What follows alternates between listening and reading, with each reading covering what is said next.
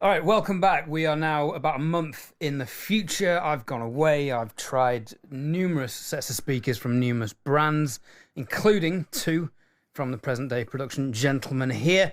And I have some thoughts. Now, I won't be revealing which speaker I've chosen to get in this video. Subscribe, and that'll be in a video coming shortly. See what I did there? Yeah. Tempting. We know. The viewers.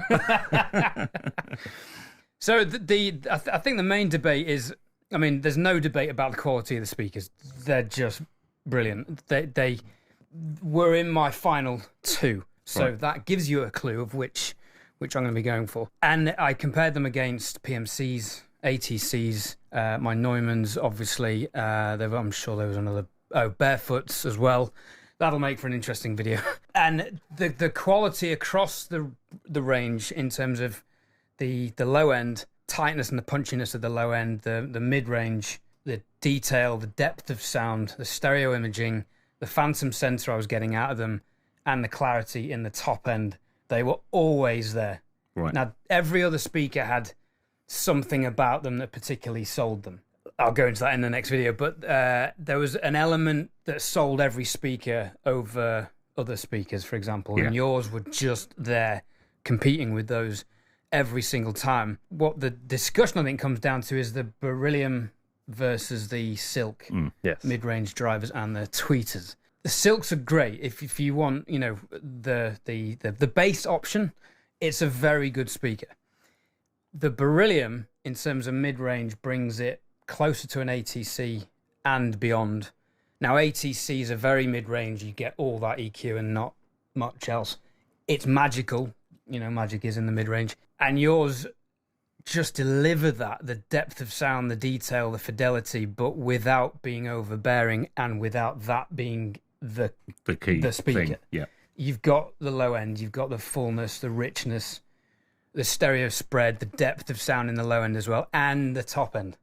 Again, particularly in the Berylliums, there's a sparkle. The other brand, I did get the decision down to have an unbelievable top end in terms of spaciousness and air and openness about them. And again, yours are just right there, just comparable.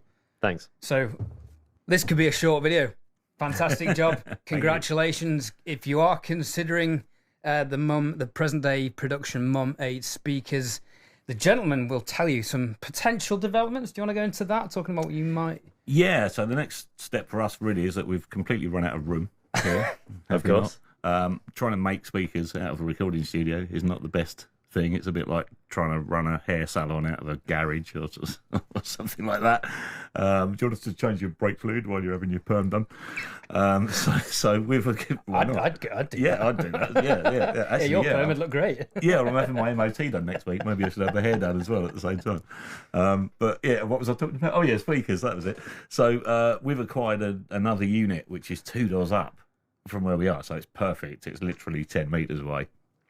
So we're going to be moving all of the speaker production from here into there, which is great. And then there's just a little, so this might not happen. It's just a thought. It's something we're playing with as well, but we've provisionally got a few big speaker manufacturers on board, and that's becoming a dealer for high-end speakers. So a lot of the brands that you've been using over the past month or so. Yeah.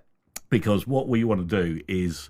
we want to be able to offer the best monitoring solution for our customers, and that might not be ours. There will be people that prefer ATC or prefer PSI or prefer other brands, and so it would make sense for us to be able to provide them with those, and we can offer a whole package. We can advise on acoustic treatment, we can offer them Trinov optimization, we can just become a very kind of niche, bespoke, monitoring only sort of retailer.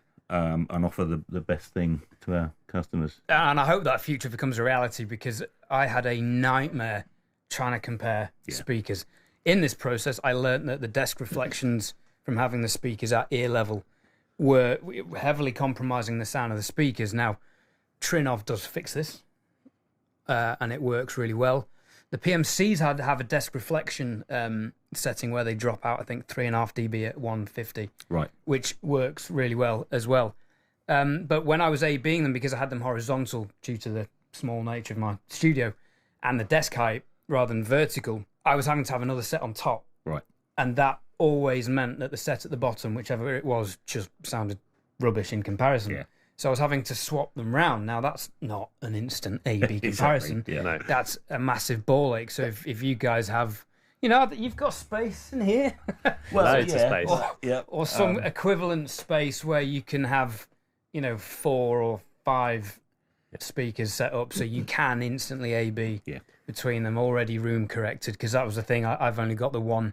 I couldn't keep the Trinnov that I tried, so I was having to measure everything through the Neumann DSP, which I got it down to taking about 10 minutes, but that's still a faff. And then I was having to measure both speakers, swap between profiles, and then swap the cables coming out the back of the subwoofer to go to the different speakers. So it wasn't an A-B comparison. I got an idea, and actually what I'll talk about in my other video is that this decision process did come down to one key factor, but the A-Bing was definitely gave my ears direction for what to listen for. You know, and the sonic signatures of each and characteristics of each speaker. So and our thoughts on maybe becoming a dealer for high-end monitors has been inspired by your journey. It's like, well, if we could have provided you with what you need to make the right decision for you, then that makes it easy for you, and it makes it and it's a great service for us. So moving the speaker production out of here will free up the front third of this building, which has been lots of different uses over the past 6 or 7 years.